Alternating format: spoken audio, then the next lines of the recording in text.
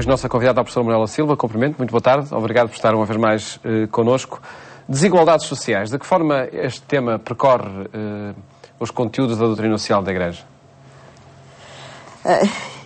Da última vez falámos da dignidade da pessoa humana como um princípio basilar da doutrina social da Igreja.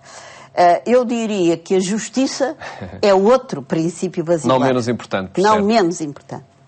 E a justiça é o que está na base de uma preocupação tão frequente e tão determinante no pensamento social da Igreja quando aborda as questões das desigualdades.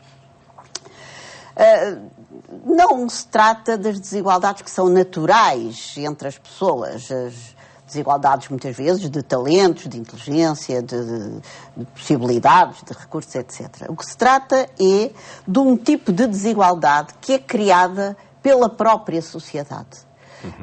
E, portanto, uma desigualdade que é fruto das injustiças e da maneira como essas injustiças se vão construindo e se vão repercutindo. E que nascem numa má organização da própria sociedade? Que nascem de uma má organização da sociedade.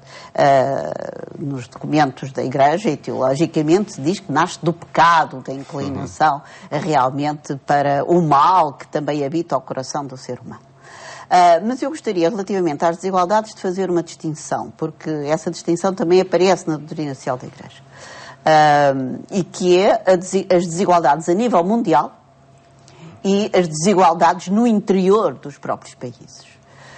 E começaria pelas desigualdades a nível mundial, porque elas foram objeto de um documento fundamental que eu gostaria de lembrar aos nossos telespectadores, é um documento que também já tem quase 50 anos, que é a encíclica Populorum Progressio, de Paulo VI. Foi uma das primeiras encíclicas do seu pontificado e uma encíclica em que o Papa aborda as grandes desigualdades que se verificam à escala mundial.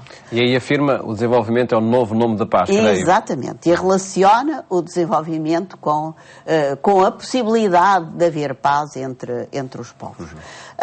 De então para cá, temos que reconhecer que muitos esforços foram feitos, quer a nível dos próprios países, no sentido do seu desenvolvimento, quer a nível da comunidade internacional, relativamente à ajuda ao desenvolvimento.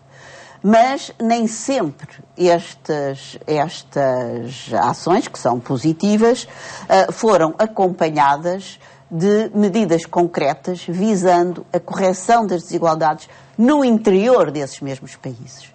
E hoje nós deparamos com problemas novos, como a carta encíclica de Bento XVI, Caritas in Veritate, vem lembrar. E é outro documento para o qual eu chamo a atenção das pessoas. Porquê? Porque, além de ser um documento fundamental, a caridade, na verdade, aborda exatamente esta questão das desigualdades, porque retoma o ensinamento da Populorum Progressio e vai atualizá-lo em termos dos grandes problemas que se colocam a nível mundial no campo da desigualdade. Refiro em particular dois.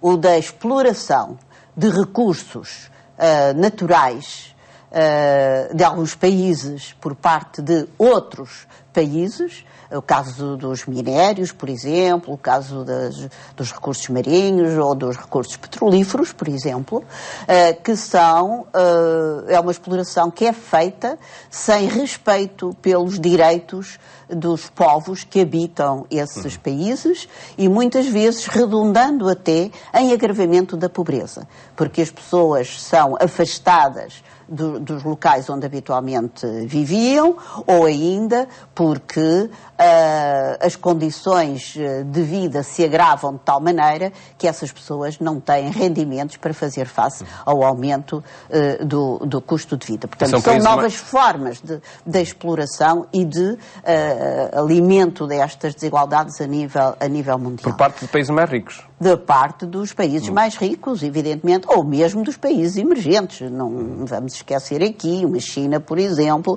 o tipo de exploração que faz em outros países, de outros continentes, inclusive. Portanto, há essas desigualdades a nível mundial para as quais é preciso olhar de uma maneira responsável. E aqui também encontramos orientações no pensamento da Igreja no sentido de mostrar que se existe uma responsabilidade maior a nível internacional, das instâncias internacionais e dos próprios governos dos países que são explorados, existe uma responsabilidade também para a qual se chama pouca atenção, que é a responsabilidade do cidadão e da cidadã comum, quer a nível da opinião pública, da denúncia dessas situações e em participar, participar nessas denúncias, quer ao nível das opções que faz no seu estilo de vida, sobretudo através do consumo, que é uma das formas que o cidadão vulgar tem de manifestar a sua opinião. Seria preciso boicotar alguns produtos, por exemplo? Por exemplo, por que não? Por que não? Tudo vai radicar numa consciência individual e coletiva relativamente à responsabilidade que temos para além das fronteiras do nosso próprio país. E há que alargar esses horizontes, porque a globalização não é uma globalização só da economia. Mal seria se ficasse restrita à economia. É uma globalização que influencia o nosso próprio olhar sobre o tempo em que vivemos e a situação em que nos encontramos. Mas há outro aspecto muito importante nestas desigualdades de desenvolvimento, que tem a ver com o acesso ao crédito. O acesso ao crédito não respeita as necessidades verdadeiras dos povos. Antes está condicionado e orientado por aquilo que é um princípio especulativo de lucro. E também sobre isso nós encontramos denúncia neste texto, em particular na Caritas in Veritate, e é hoje uma questão muito importante. Analisemos a forma como como acontecem em Portugal essas desigualdades sociais. De forma gravosa também. Eu gostaria de voltar aí, porque comecei por dizer que as desigualdades se devem ver à escala mundial, mas também no interior de cada país, e Portugal é um bom exemplo. É um bom exemplo porquê? Portugal aparece no contexto... Um bom exemplo de desigualdades sociais. É um bom exemplo de desigualdades sociais e como não cuidamos devidamente de corrigir essas desigualdades. No conjunto dos países da União Europeia, é seguramente um dos países que apresenta indicadores de desigualdade mais elevados. Durante uns poucos anos, entre o final da década de 90 e os primeiros anos do ano 2000, houve uma ligeira correção dessa desigualdade, porque também se adotaram políticas que visavam corrigir as desigualdades, mas a partir daí, e sobretudo a partir de 2009, 2010 e os anos que se seguiram a estas políticas, destas políticas de austeridade, a desigualdade vem-se agravando de uma forma dramática. Por causa dessas políticas de austeridade? Por causa destas políticas de austeridade. E eu gostaria de sublinhar este adjetivo, de forma dramática. Porquê? Porque, e agora não venho preparada com números, mas eles estão disponíveis em relatórios que existem e que são fáceis de conseguir através da internet, mas, por exemplo, se analisarmos os rendimentos do topo, isto é, dos 1% mais ricos da população, esses rendimentos aumentaram significativamente nos últimos 3 anos, enquanto que os rendimentos não tanto da base dos mais pobres, mas da faixa intermédia, foram significativamente reduzidos. E sobretudo nestes meses acredito que é o que se está a experimentar, essa redução. É o que se está a experimentar. Ainda mais. Agora, o que é muito importante dizer é o seguinte: nós não podemos ficar numa mera constatação, temos que tirar daqui algumas conclusões. E a principal conclusão que eu gostaria de tirar é a de que não podemos esperar que existam correções automáticas das desigualdades.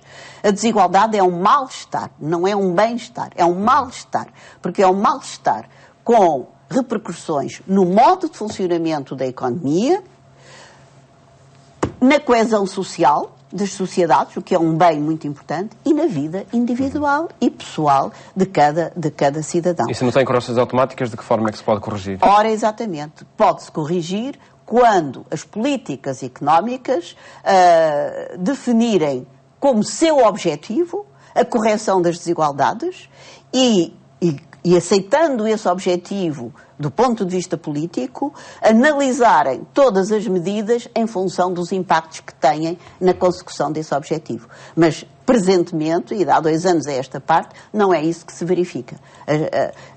Toma-se a desigualdade como uma fatalidade. A desigualdade não é uma fatalidade, a desigualdade é um produto, é uma resultante de um mau funcionamento da economia e da sociedade e da organização social. E é um mau funcionamento que tem consequências graves para o próprio modelo da economia, mas também para o bem comum, para...